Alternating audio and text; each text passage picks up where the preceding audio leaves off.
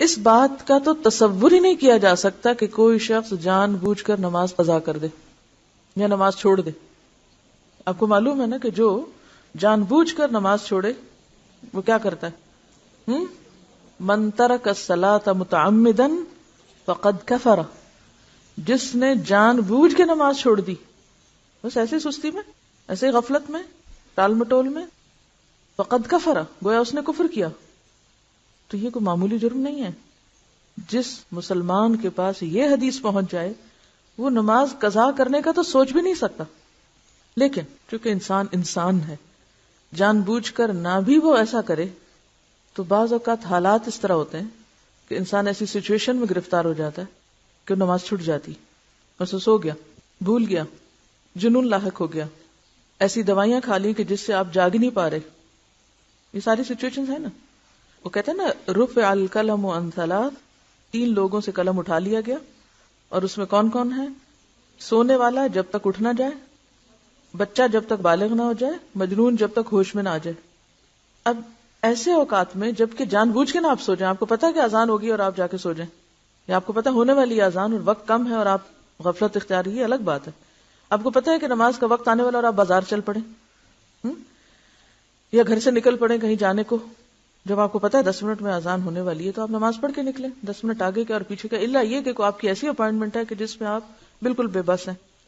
آپ تو مسلمانوں کے ملک میں رہتے ہیں، الحمدللہ ہر شخص کو نماز کا احساس ہے، لیکن بعض لوگ ایسی جگہوں پر بھی رہتے ہیں کہ جہاں کچھ چیزیں ان کے اپنے بس میں یا اختیار میں نہیں ہیں.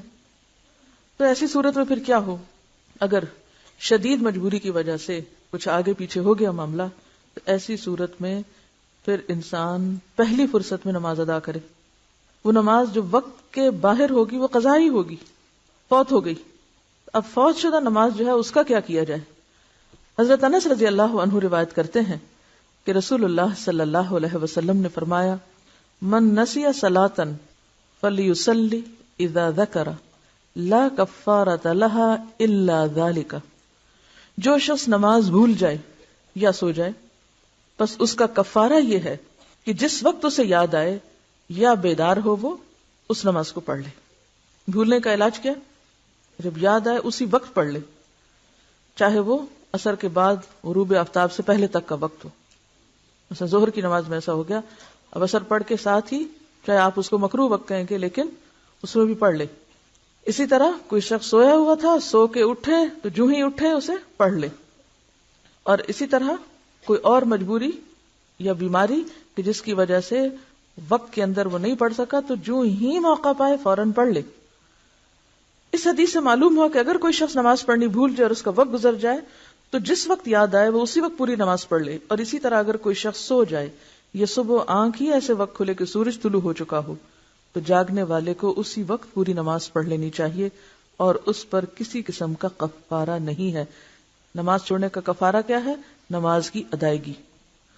قضاء عمری والے مسئلے کی شریعت میں کوئی اصل نہیں، لہٰذا یہ بدعت ہے.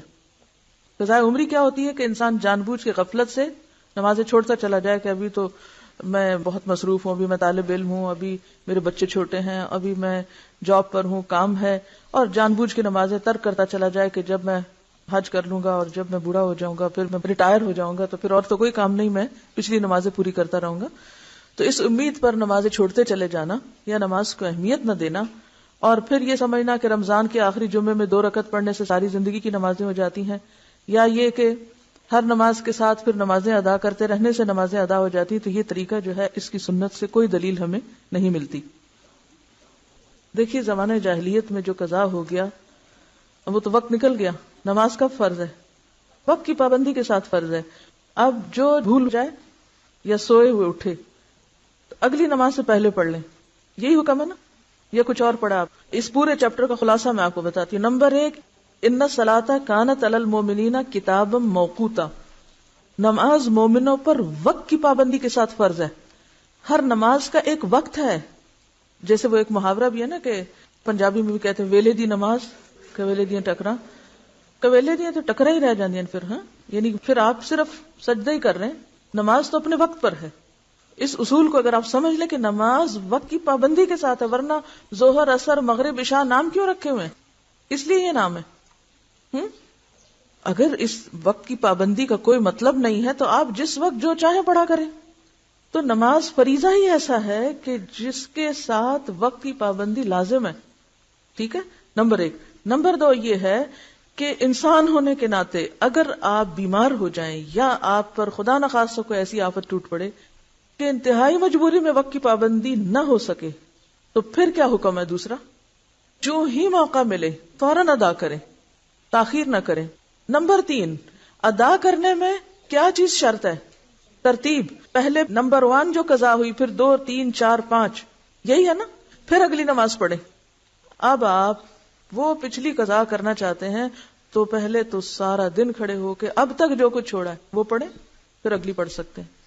ورنہ تو ترتیب نہیں رہے گی آپ کی. کہ رہے گی ترتیب؟ قضائے عمری میں تو کوئی ترتیب رہتی نہیں. یہ تیسرے قاعدے کی خلاف ورزی ہوگی. چوتھی بات یہ ہے کہ جو شخص نماز جان بوجھ کے چھوڑ دے وہ قضا کرنے والا نہیں ہے، وہ بہت بڑا مجرم ہے. اس کے اوپر تو بہت سخت بات ہے، اور اس کا علاج توبہ ہی ہے. توبہ، استغفار اور آئندہ کے لیے نماز کی پابندی، تاکہ کوئی شخص جرت نہ کرے نماز کے وقت میں نماز چھوڑنے کی، کیونکہ معمولی جرم نہیں. جب ہم یہ کہتے ہیں اچھا یہ بھی پڑھ لو، وہ پچھلے سال کی پڑھ لو، اس سے پہلے کی پڑھ لو، ایک تو سنت میں کوئی ثبوت نہیں اس کا کہ ایسے کچھ واقعہ ہوا ہی نہیں.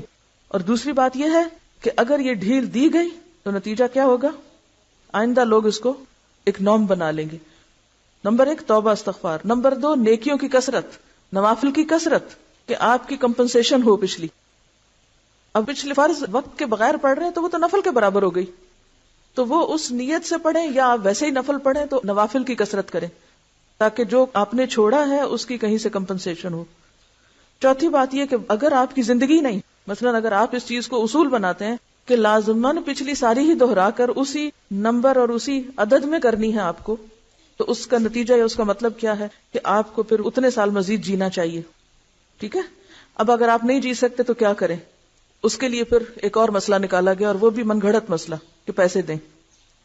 کوئی سنت شریعت میں کہیں بھی نماز کا کفارہ نماز کے علاوہ دوسری کوئی چیز نہیں، کوئی دلیل ہے ہی نہیں. تو دلیل کے بغیر آپ کہاں سے خود سے اپنے خیال سے قائم کیے چلے جا رہے ہیں باتیں. اب آپ پیسے دیں، اگر آپ کے پاس پیسے بھی نہیں پھر آپ کیا کریں؟ نماز کا کفارہ پیسے نہیں ہے، نماز کا کفارہ نماز ہے. آپ کو نمازیں ہی پڑھنی ہے. اب وہ تو وقت کے اندر تھی، وقت کے بغیر پھر آپ کثرت سے نوافل پڑھیں، کیونکہ وہ اگر وقت کے بغیر آپ پچھلی دہرا بھی رہے تو نوافل ہی ہیں، قبیلے دیاں ٹکرا ہی ہیں.